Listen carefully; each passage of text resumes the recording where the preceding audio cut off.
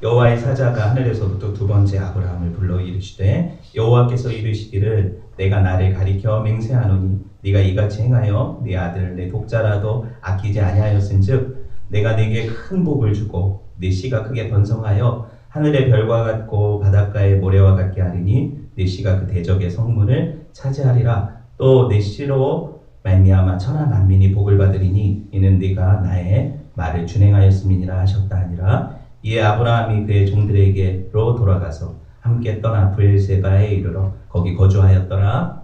아멘. 오늘 창세기 55번째 시간이죠. 끊어지는 하나님, 끊어지는 하나님이라는 제목으로 함께 하나님 말씀 나누도록 하겠습니다. 여러분, 지난 시간에 우리는 믿음의 정상 모리아 산에서 바쳐진 진짜 제물이 누구인가에 대해서 배웠어요. 그렇죠? 아브라함은 갈대아 우르에서부터 시작된 오랜 믿음의 여정 가운데 하나님을 경험했어요. 하나님이 어떤 분이신지 알았고 그분이 목적하시는 바 인생이 무엇인지를 배워가면서 이 가나안 여정에 올랐지요. 여러분, 그는 하나님을 신뢰하게 되었잖아요. 그렇죠? 여러분, 그래서 하나님이 네 독자 이삭을 내게 번제로 드리라는 상식적이지 않은 요구를 했을 때도 주저하지 않고 순종해 떠나가게 되는 것을 우리가 보았어요. 그죠? 여러분, 근데 아직 모리아 정상에 이르러 그 아들을 잡기 전까지는 이 계시의 절정을 아직 경험해 보지 못했었다는 거예요. 맞죠? 네. 여러분, 그가 아들을 잡으려고 했을 때 하나님이 말리시면서 어떤 이야기를 하셨어요? 여호와 이레를 보여주시잖아요. 그죠? 여호와 이레를 경험케 하셨다는 거예요. 여러분, 여호와 이레는 제가 뭐라고 설명을 했습니까? 하나님이 우리를 위해서 무엇을 하신다, 무엇을 준비하신다, 이런 개념이 아니라고 했죠. 여호와 이레는 원어적인 표현으로 보면 그가 친히 나타나신다는 표현이에요. 그죠? 그가 나를 너희에게 보이리라, 이런 표현이거든요. 그죠? 여러분, 그 여호와 이레를 통해서 하나님이 보이신 것이 뭐예요? 하나님 자신이 친히 제물이 되어 너희를 구원할 거라는 메시지 아닙니까? 맞죠? 이게 모리아산에서 일어난 일이에요. 하나님의 나타나심. 여러분, 다시 말해서 구원은 저와 여러분의 어떤 열심이나 종교적인 행위가 아니라고 했어요. 뭐라고 했습니까? 하나님 그분의 열심으로 자기를 주셔서 우리를 살리시겠다는 언약이라고 했죠. 여러분, 이것이 모리아산에서 우리가 배운 이야기예요. 오늘 본문이 바로 그 직후에 주어지는 본문 아닙니까? 그렇죠? 보세요. 이 연관관계를 알아야 이 본문을 이해를 할 수가 있어요. 하나님이 오늘 본문에서 축복과 언약에 대한 어떤 이야기를 또 하시는 거예요. 아브라함한테. 근데 참 이상하죠? 여러분, 재물을 제공하신 분도 하나님이시고, 그렇죠? 아브라함에게 뭘 이렇게 받지도 않으셨는데 왜 하나님이 지금 이 자리에서 이 아브라함을 축복하는 걸까요? 오늘 본문을 깊이 오늘은 이 본문을 깊이 강해하기보다는 어쩌면 제가 지금 이야기한 이 부분을 다루려고 해요. 왜 하나님이 아브라함을 축복하시는가? 이 장면을 한번 다뤄보려고 해요. 여러분, 모리아산에서 우리가 목격한 사건은요, 사실 이전 아브라함의 생애 가운데 하나님이 반복적으로 주어진 계시 가운데 나타나 있는 거였어요. 그렇죠? 모리아 정상에 이르러서야 드디어 아브라함이 그것이 무엇이었는가를 깨닫게 되었다는 거죠. 그렇죠? 이걸 계시의 점진성이라고 제가 얘기를 했어요. 그 당시엔 몰랐어요. 그런데 하나님이 밝히 보여주시는 모리아산의 이 사건의 경험을 통해서 이게 복음이었구나, 이게 하나님의 의도셨구나, 이걸 알게 되었다는 거예요. 먼저 아브라함이 처음 언약을 받았던, 그 횃불 언약을 받았던 장면을 한번 돌아가 봅시다. 15장 말씀 한번 볼까요? 창세기 15장 5절에서 6절 말씀 한번 볼게요. 그를 이끌고 밖으로 나가 이르시되 하늘 우러러 무뼈를 셀 수 있나 보라. 또 그에게 이르시되 네 자손이 이와 같으리라. 아브라함이 여호와를 믿으니 여호와께서 이를 그의 의로 여기시고, 이렇게 말씀하고 계시죠. 여러분, 아브라함이 뭘 믿었어요? 하나님과 그분의 약속을 믿었죠. 맞죠? 여러분, 그것이 바로 아브라함에게 의가 되었다라고 성경 본문이 이야기를 하고 있어요. 그게 다라는 거예요. 아브라함이 어떤 선한 일을 행했다거나 아니면 종교적인 열심으로 율법을 지켰다거나 이렇게 되어서 자기가 의로워진 게 아니라고 성경이 설명하고 있죠. 그렇죠? 그럼 이 의가 뭐겠어요? 여러분, 이 의라는 단어는 히브리어로 차데크라는 단어예요. 이건 단순히 사회적으로 정의롭거나 도덕적으로 윤리적으로 옳음, 이런 뜻이 아니에요. 히브리인들의 표현 가운데 이 의는 하나님과의 관계 안에서 오는 의를 얘기를 하거든요. 여러분 영어 성경 번역을 보면 이 의라는 단어를 뭐라고 번역을 하냐면요. justice 또는 righteousness로 번역을 해요. 대부분이 righteousness로 번역이 되어 있거든요. 근데 중요한 거는 이 단어조차도 참 의미를 제대로 담아내지 못한다는 거예요. 왜 그러냐면 히브리인들의 인식 가운데 이 의는 어떤 대상과의 관계 안에서 오는 의이기 때문에 그게 어떤 옳음, 사람들이 통상적으로 말하는 그런 공의 이게 아니라는 거예요. 제가 설명을 해드릴게요. 쉽게 말하면 여러분 여리고성에 기생 라합이 살았죠. 기억나요? 가나안 정복 전쟁 때 그때 기생 라합에게 정탐꾼 둘이 들어갔어요. 그렇죠? 그때 라합은요 원래 이 이스라엘 정탐꾼 편이어야 해요? 아니면 자기가 속한 그 민족인 여리고성 사람의 편이어야 돼요? 당연히 여리고 편이어야 되죠. 그렇죠? 근데 라합이 그 정탐꾼들을 숨겨줬죠. 그리고 찾으러 온 사람들에게 거짓말까지 해서 그들을 따돌렸죠. 여러분 보세요. 그러면 그게 윤리적으로 옳은 일이에요? 일단 거짓말 옳은 일입니까? 윤리적으로? 아니죠. 그리고 사회적 공의를 볼 때 그거는 매국노 같은 행위잖아요. 이완용 같은 행위잖아요. 그렇죠? 그러니 그 여리고 사람들 입장에서는 라합이요. 의로운 여인이 아니죠. 불의한 여인이 맞죠. 근데 보세요. 성경이 뭐라고 얘기를 하는가? 하나님과의 관계 안에서 그 기생 라합이 어떻게 인정을 받습니까? 그가 하나님을 믿었다고 인정받아요. 그리고 하나님 앞에 의롭다 인정받아요. 여러분 이게 바로 히브리인들이 생각하는 차데크라는 거예요. 의라는 거예요. 이해되셨죠? 순전히 하나님과 그 대상과의 관계 안에서 오는 의를 얘기를 하는 거거든요. 마찬가지로 다말이라는 여인이 시아버지 유다와 이 사이에서 아들을 낳거든요. 그거 아세요? 잘 모르는 것 같은데 성경을 읽어야 돼요. 여러분 보세요. 며느리와 시아버지가 그 사이에서 아들을 낳았다. 이게 뭐예요? 손자예요? 아들이에요? 뭐예요? 사회적 윤리적으로 보면 이건 말이 안 되는 얘기잖아요. 비정상적인 행위잖아요. 그렇죠? 근데 여러분 그 다말의 사건을 통해서 하나님이 그 시아버지 유다의 입을 빌어서 하는 말이 뭐예요? 네가 나보다 의롭다 그러죠. 이 의가 차데크예요. 뭐가 의로운 거예요? 우리가 생각할 때 이거는 아주 그냥 패가 망신할 패륜 아닙니까? 근데 분명히 의라고 하세요. 성경이. 이게 바로 차데크라는 거예요. 하나님이 보실 때 이 다말의 행위는 의로운 행위다. 왜? 다말을 통해서 유다 가문의 메시아의 약속이 이어지잖아요. 하나님이 이 여인의 행위를 보시고 어떻게 해요? 라합도 이스라엘 예수 그리스도의 족보에 올리시고 그죠? 제가 얼마나 떨리는지 이해가 되죠? 말이 안 나오고 있어요. 그리고 이 다말도 그죠? 예수 그리스도의 족보에 올라가게 되죠. 이게 하나님이 주시는 의라는 거예요. 여러분 한번 생각을 해보세요. 성경은요 거저 주시는 하나님의 의, 이 선물에 대해서 이야기하고 있어요. 저와 여러분이 아무리 노력해도 이 의를 만들어낼 수 없다는 거예요. 사람이 의로워질 수 없다 할 때 이것은 우리가 하나님 앞에 그럴 만한 의를 드릴 수 없다는 얘기거든요. 그런데 이 의는 하나님이 저와 여러분에게 거저 주시는 의가 돼요. 이걸 차데크라고 해요. 신약에 와서는 제가 어려서 청년 때 많이 들었던 우리 목사님이 늘 하셨던 디카이오 시네라는 말이 있어요. 디카이오 시네라는 말이 있어요. 헬라어거든요. 이게 차데크의 헬라어 번역이거든요. 의라는 거예요. 이게 무슨 의예요? 하나님이 우리에게 거저 전가해서 주시는 의, 우리는 그 의를 받을 자격이 없는데 거저 주시는 의, 이걸 얘기를 하거든요. 그래서 성경이 뭐라고 해요? 우리가 예수 그리스도의 의를 넘겨받았다. 그 의로 옷 입었다. 이렇게 표현하고 있죠. 그렇죠? 여러분 이거를 이해하셔야 오늘 말씀의 진리가 드러난다는 거예요.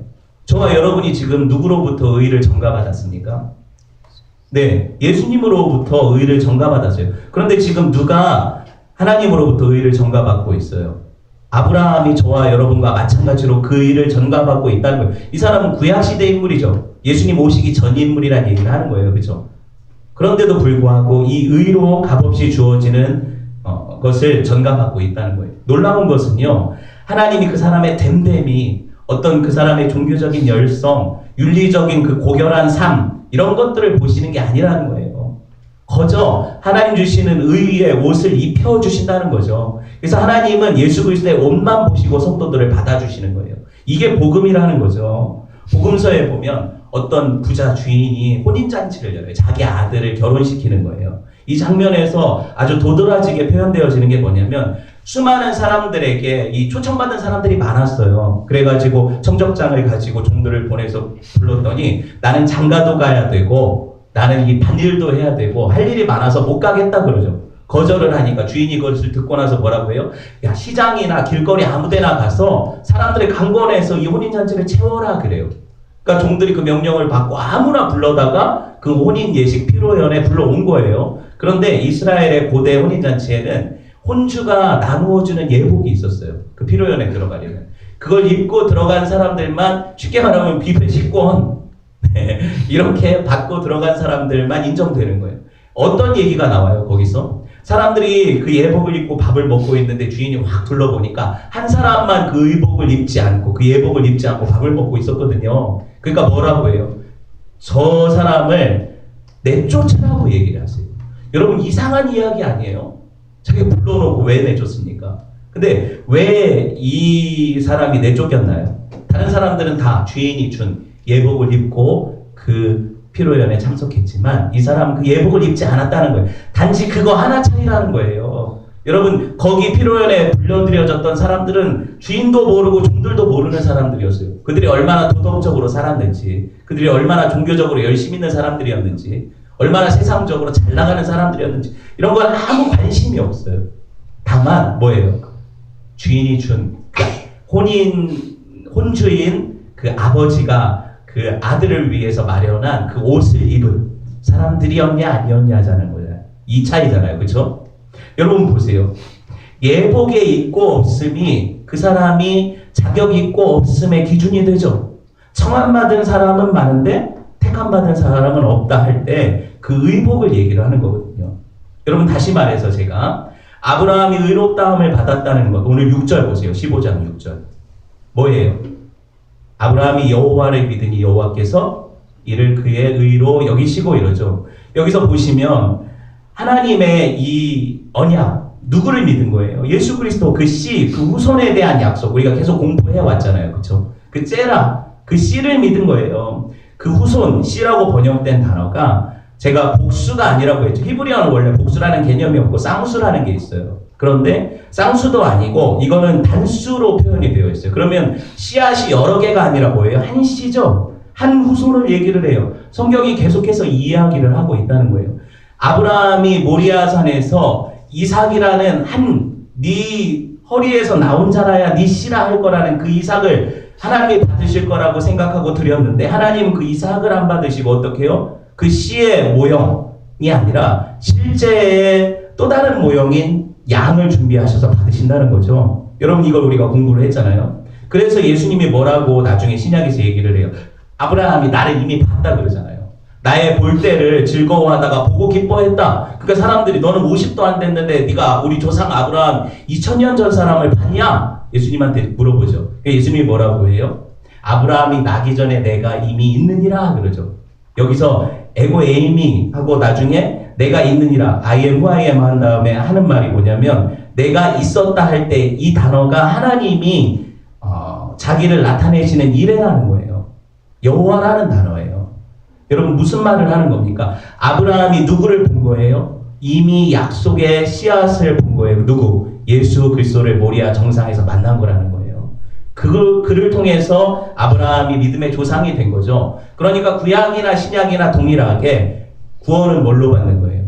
예수 그리스도를 믿음으로 받는 거죠. 이야기를 하는 거예요. 저와 여러분과 똑같지 않습니까? 아브라함이 저와 여러분과 다른 게 뭐예요? 그 사람이 특출난 종교적 열심이 있어요? 아니면 대단한 어떤 고매한 인격이 있어요?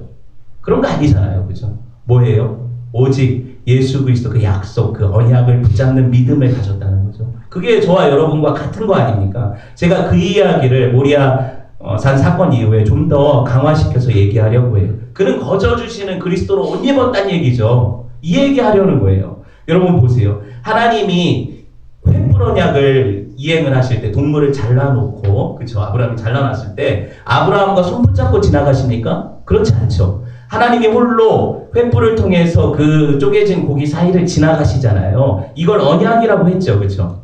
여러분 이건 무슨 의미예요? 이 언약의 책임이 아브라함에게 있지 않고 오직 하나님께 있다. 이 언약을 어기면 누가? 하나님이 이 잘려진 고기와 같이 잘라질 것이다. 이게 언약이라고 했죠. 그쵸? 이거 일반 언약이에요. 그러니까 저와 여러분이 이 언약에 뭘 보태거나 뺄 수 있는 게 아니라는 얘기예요. 누가 하시는 거예요? 하나님이 하시는 언약이라는 거죠. 그쵸? 그런데 신기한 게 뭐냐면 하나님이 그런 언약을 주시고 그 언약의 수혜자가 하나님이 아니세요. 언약을 통해서 어떤 이득을 보는 게 하나님이 아니라는 거예요. 누가 수혜자예요? 아브라함이 수혜자잖아요. 오늘 본문도 하나님이 지금 아브라함을 축복하시러 나타나시잖아요. 그렇죠? 아브라함이 뭐 했는데요? 제가 이걸 설명하려는 거예요. 그렇죠? 여러분 이 맥락을 보고 이해를 해야 하나님이 이렇게 자기 아들까지 바쳐서 제사하면 이렇게 나한테 축복하시는구나 이런 식으로 해석하지 않는다는 거예요. 본문을 오도하는 거죠. 그렇죠? 여러분 하나님은 우리에게 어떤 것을 요구하시는 분이 아니라 당신을 주시는 분이세요. 성경이 줄기차게 얘기하는 게 이야기라는 거예요. 성경이 얼마나 논리정연합니까? 구약이나 신약이나 마찬가지라는 거예요. 여러분 이 횃불 언약에서 뭐가 와요? 뒤에 보면은 아브라함 가족들에게 할례를 명령하시잖아요. 하나님이. 할례가 뭐예요? 남자의 생식기 끝을 잘라서 너의 생식 능력이 아니라 내가 이 언약을 이행하겠다는 뜻이잖아요. 그래서 이삭을 주시는 거다니까. 약속의 씨로. 아브라함의 인간적인 불능, 사라의 불가능 통해서 하나님이 친히 이 역사를 이루시는 것, 이게 언약이고, 그쵸? 이걸 아브라함에게 각인시킨 사건이 뭐예요? 할례라는 거죠. 왜 할례입니까? 횃불 언약에서 쪼개진 고기를 자기 몸에 새긴 거예요. 보세요. 할례가 뭐예요? 아까 말했다시피 남자의 생식기 끝을 잘라내는 거죠. 그쵸? 그럼 그게 자르다는 거죠. 이게 언약이라는 뜻이 베리트가 자르다는 뜻이라는 걸 제가 누차 얘기를 하잖아요. 자르다, 끊어지다. 오늘 제목이 뭐예요? 끊어지시는 하나님. 자기가 잘리시는 하나님을 얘기하는 거예요. 여러분 그러면 내 안에 할례라는 것, 아브라함이 받은 할례, 우리에게는 세례라는 의미가 되겠죠. 그건 뭐예요? 내가 그렇게 잘려졌다는 의미가 아니잖아요. 하나님이 나를 구원하시려고 그렇게 잘리셨다는 표를 내 몸에 가진 것 아닙니까? 이 얘기잖아요. 그렇죠? 여러분 그러니까 이게 누구의 일인 거예요? 저와 여러분의 일인 거예요? 하나님의 일인 거예요? 하나님의 일이 아닙니까? 그렇죠? 여러분 이 고기의 의미를 좀 더 생각을 해보세요. 그 언약을 자른다. 이 의미는 뭐예요? 이 언약이 실행되려면 누군가 반드시 죽어야 된다는 거죠. 희생이 있어야 된다는 얘기 아닙니까? 그렇죠? 그런데 그 희생을 우리에게 요구하신다면 이게 복음이 아니라는 거예요. 근데 오늘날 우리는 내가 주를 위해서 죽겠다. 내가 주를 위해서 이렇게 헌신하겠다. 이런 이야기는 잘하는데 예수 그리스도를 믿지 않아요. 하나님 거저 주시는 은혜는 내게 필요 없다고 생각해요. 이게 교회 문제라고 얘기를 했잖아요. 그렇죠? 우리는 처음 시작도 예수 그리스도로 시작을 하고 마침도 여러분 아브라함이 모리아 정상에서 믿음의 정상을 보았다면 거기서 그가 드린 게 뭐예요? 그 행위가 아니라고 했잖아요. 하나님이 주신 예수 그리스도를 만난 거라고 했잖아요. 그렇죠? 그러니까 믿음의 끝도 결국 뭐예요? 예수로 끝나는 거예요. 여러분 이게 복음이라는 거죠. 끊고 자르시는 행위가 아브라함에게 주어지는 것이 아니라 하나님 자신에게 적용된다는 거예요. 아브라함이 직접 눈으로 이것을 목격한 곳이 어디다? 모리아 정상이다. 그래서 이게 믿음의 정상이다 이렇게 얘기를 했죠. 그렇죠? 여러분 그 어린 양은요. 모세 시대 이후에는 뭘로 주어져요? 성막 제사 제도를 통해서 주어지잖아요. 제사장들이 늘 희생제사를 뭘로 드려요? 그 어린 양을 잡아드리잖아요. 이스라엘 백성들은 수백 년 대대로 이어오면서 뭘 봤을까요? 자기 죄를 대신해서 죽어가는 어린 양의 피를 봤겠죠. 잘라지는 그 양들을 봤겠죠. 여러분 이것이 의미하는 바가 그들 마음속에 각인되지 않았겠습니까? 내 죄를 대신해서 누군가가 죽어야 이 죄가 용서된다는 복음이잖아요. 그렇죠? 그리고 그 실체가 어디 나타났어요? 예수 그리스도에게서 나타났잖아요. 그 모리아산이 예루살렘 성전이 지어진 곳 아닙니까? 제가 지난주에 보여드렸잖아요. 그렇죠? 그게 중요해요. 이 생제사가 예표하는 것은 오직 누구다? 실체 되시는 예수 그리스도의 십자가 사역이라는 거죠. 그렇죠? 그분이 십자가에서 자기를 자르심으로 어떻게 돼요? 저와 여러분에게 그 의의 옷이 입혀지게 되고 저와 여러분은 하나님 앞에 아무런 자격 없는 인생이었는데 그 보혈을 힘입어 나아가게 되는 것, 이게 복음이죠.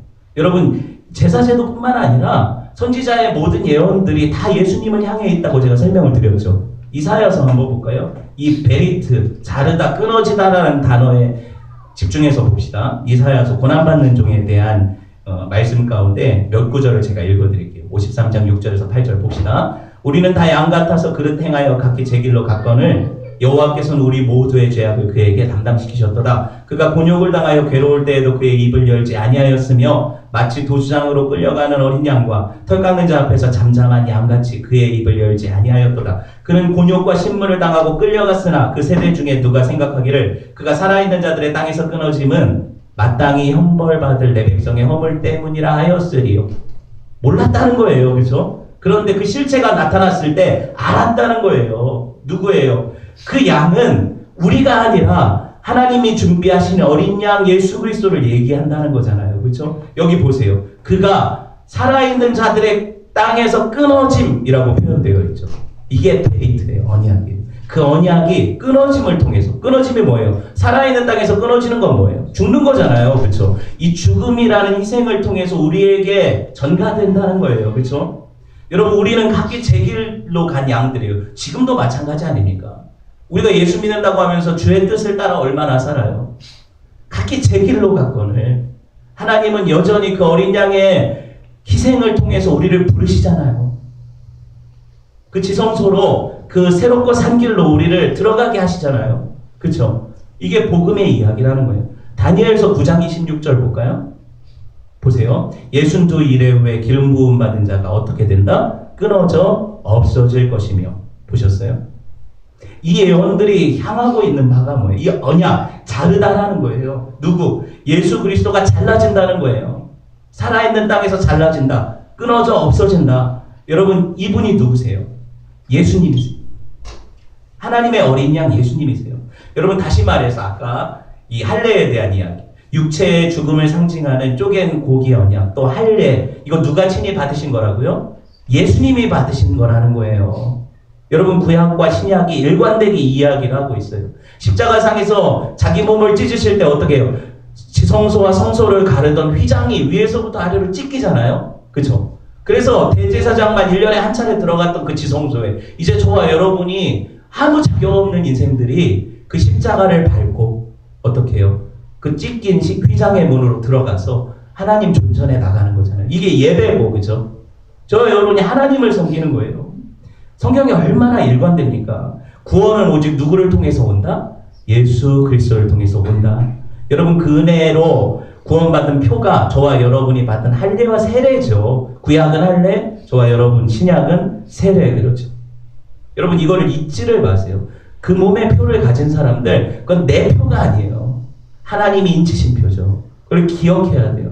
생각해 보십시오. 왜 언약의 수혜자인 아브라함이 하나님과 함께 고기 사이로 안 지나간 거예요? 인간 아브라함은요, 이 언약을 이루는데 아무런 도움이 되지 않기 때문이에요. 만약에 어떤 조금의 일말에 같이라도 더 할 수 있다면 아브라함이 하나님과 함께 그 횃불 언약 때 쪼갠 고기 사이로 같이 손잡고 지나갔을 거예요. 나도 그 언약에 뭔가 붙을 거라고. 근데 구원은 일방적인 거거든요. 하나님이 혼자 하시는 거예요. 그래서 그래요. 하나님이 홀로 지나가실 때 뭐해요? 아브라함은 그저 서서 믿음의 눈으로 그분이 지나시는 광경을 바라보는 거죠. 이게 어디 나타났습니까? 너희는 가만히 서서 내가 너희 하나님 됨 알지어다. 모세가 뭘 가를 때? 홍해를 가를 때 하나님이 하신 말씀 아니에요. 모세를 통해서. 그렇죠? 여러분, 하나님이 하시는 일이라는 거예요. 뭐가? 구원이. 그렇죠? 여러분, 이거를 잊지를 마셔야 돼요. 창세기 15장 17절 보세요. 보시면 해가 져서 어두울 때 연기 나는 화로가 보이며 타는 횃불이 쪼갠 고기 사이로 지나더라. 여러분, 이 장면을 곰곰이 묵상을 해보면 창세기 1장의 장면하고 너무 이게 오버랩이 돼요. 죄로 인해 우리가 혼돈과 공허 속에 있을 때 하나님이 빛이 있으라 그러시죠. 그 빛이 들어올 때 어떻게 해요? 이 창조의 첫째 날에 우리 안에 있던 흑암의 권세, 이 카오스, 그 헝클어진 우리가 하나님 앞에 질서 정연하게 되어서 나아가게 되잖아요. 이게 구원이잖아요. 그렇죠? 구원은 그래서 뭐예요? 창조의 다른 재창조라고 했죠. 이게 재창조라는 거예요.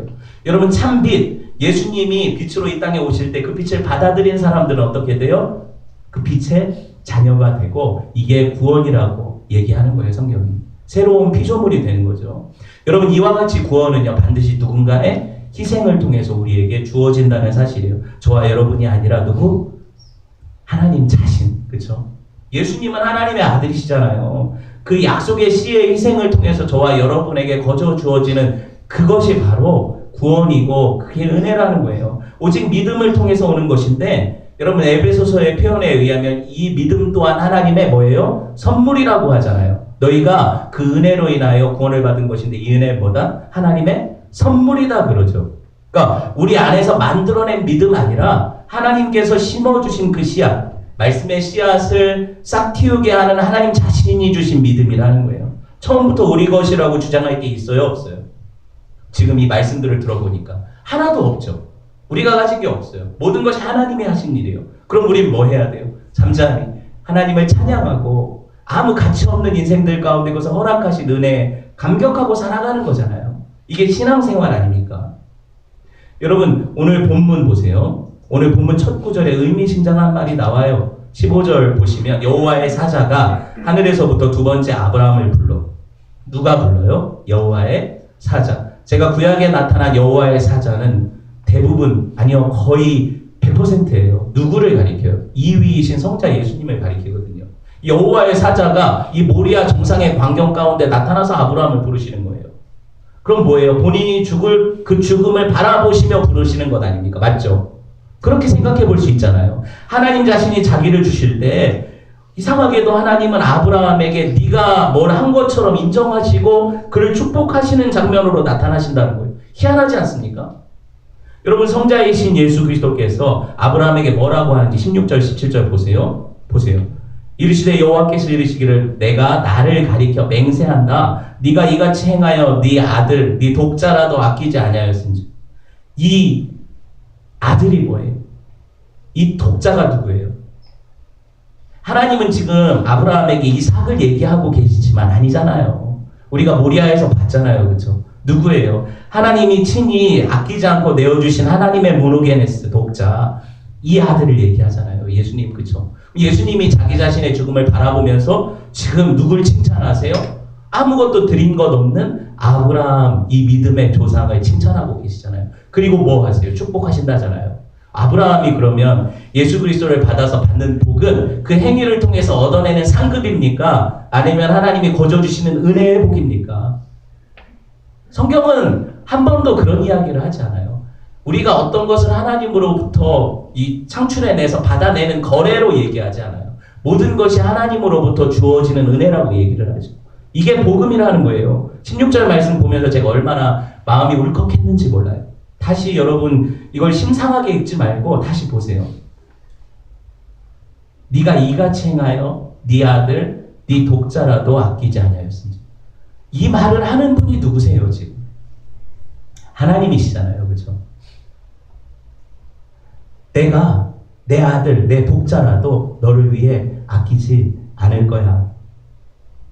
하나님이 세상을 이처럼 사랑하사 독생자를 주셨으니 이는 저를 믿는 자마다 멸망치 않고 영생을 얻게 하려 하심이라. 여기 독자, 이 독자를 자르고 끊으시는 분이 누구세요? 하나님이시라는 거예요. 그리고 그 끊어짐을 인해서 얻어지는 것이 구원이고 저와 여러분이 받는 은혜죠. 여러분 보세요. 이 유일하신 아들, 엄밀하게 말하면 이삭은 독자 아니에요. 엄밀하게 말하면. 왜? 이스마엘이 있죠. 나중에 후처를 통해 그두라라는 후처를 통해서 또 아들, 딸 낳죠. 아브라함 인생을 통해서 그를 모범 삼아 믿음의 생활을 한다는 건 이건 말이 안 되는 얘기예요. 뭐예요? 하나님이 그 인생 가운데 당신의 은혜를 베푸신 것들을 발견하고 우리가 그 믿음의 조상이 어떻게 하나님을 알아갔는가를 배우는 거죠. 그분이 어떻게 나타나셨는가를 보는 거죠. 참 성도들은요, 인간의 열심을 통해서 하나님께 다다를 수 있다고 생각하지 않아요. 진짜 성도들은 언제나 하나님이 우리를 위해서 내려오신다고 생각해요. 우리가 하나님을 죽도록 사랑한다고 말하지 못해요. 하나님이 자신을 죽이심으로 우리를 사랑한다고 얘기를 하는 거죠. 그렇죠? 그래서 사랑은 여기 있으니 너희가 먼저 나를 사랑한 것이 아니요 내가 너희를 먼저 사랑했다. 하나님이 먼저 우리를 사랑했다 그러잖아요. 여러분 언제나 자기 유익을 위해 신앙생활하면서 어떤 복을 받을까 이 기복신앙에 물들어 있으면 하늘로부터 오는 신령한 은혜를 맛보지를 못해요. 늘 떡부스러기 같은 세상 사람들이 바라는 그 성공, 번영, 부 이런 것만 쳐다보다가 여러분 하나님의 진짜 부성적인 은혜, 자기 아들 주심 이런 것들은 하나도 경험하지 못해요. 여러분 로마서 8장 32절에 하나님 뭐라고 하세요? 자기 아들을 아끼지 않고 우리 모든 사람을 위하여 내주신 이가 어찌 그 아들과 함께 모든 것을 우리에게 주시지 않겠느냐? 반문하시죠. 뭘 원하냐? 하나님이 아들을 주셨다면 그 아들이 귀하냐? 아들이 가진 신발이 귀하냐? 그 아들이 가진 지갑에 있는 돈이 귀하냐? 아들이 귀하냐? 하나님 이 얘기 하시는 거잖아요. 하나님은 저와 여러분에게 아들 주실 때 이미 그 생명보다 귀한 것을 주셨기 때문에 다른 것들은 사실 귀한 것도 아니에요. 하나님이 주시고자 하시면 얼마든지 여러분들한테 베풀어 주실 수 있는 거죠. 이런 걸 가지고 은혜라고 하지 마세요. 부스러기 같은 거예요. 여러분 보세요. 하나님이 자기를 주셨어요. 그렇죠? 오늘 본문이 그 얘기를 하는 거 아닙니까? 그런데도 불구하고 자기를 주신 하나님이 또 그 언약의 수혜자들한테 약속을 또 주시고 축복하시고 이게 말이 돼요. 17절 보세요. 내가 네게 큰 복을 주고 네 씨가 크게 번성하여 하늘의 별과 뭘 했다고요? 뭘 했다고 아브라함. 그죠? 왜 아브라함이 이걸 받아야 돼요? 네 씨가 대적의 성문을 차지하리라. 네 씨로 말미암아 천하 만민이 복을 받으리니 다 이런 축복 받고 싶죠? 다 받고 싶잖아요, 여러분. 근데 보세요. 여러분 이게 여러분의 열심을 통해서 주어지는 복이라고 생각하세요? 절대 그렇지 않아요. 절대 그렇지 않아요. 여러분 이 복이 세상적이고 이게 잘되고 건강하고 번영을 누리고 부자되는 그런 복이라면 여러분 성경이 이런 이야기를 우리한테 계속 했을 거예요. 근데 그런 얘기 하지 않잖아요. 그렇죠? 전혀 그런 얘기를 하지 않아요. 이 복은요 구원의 복이에요. 이 복은 하나님의 생명이 우리에게 주어지는 복이고 저와 여러분이 그리스도와 함께 성전되어 사는 복이에요. 이 복이에요, 여러분. 그 아들의 나라로 옮겨가서 원래 사탄과 죄의 지배 아래 살던 그 죄의 종로로 다던 인생들, 죽었던 인생들이 살아나서 그의 아들의 나라로 옮겨져서 하늘의 신령한 것들을 맛보고 그 안에서 천국을 누리는 이 복 아닙니까? 이게 성도들이 누릴 복이에요. 여러분 아브라함에게서 난 씨가 땅에 떨어져 죽었어요. 이 씨가 죽어서 어떻게 돼요? 많은 열매를 맺게 되죠. 여러분 하나의 미랄이 여기 미랄이 단어가 미랄이 아니에요. 원래 코코스라고 씨예요, 씨. 하나의 씨가 땅에 떨어져 죽으면 많은 열매를 맺는다. 이게 뭐예요? 하늘의 별같이 복이죠. 아브라함에게 주신.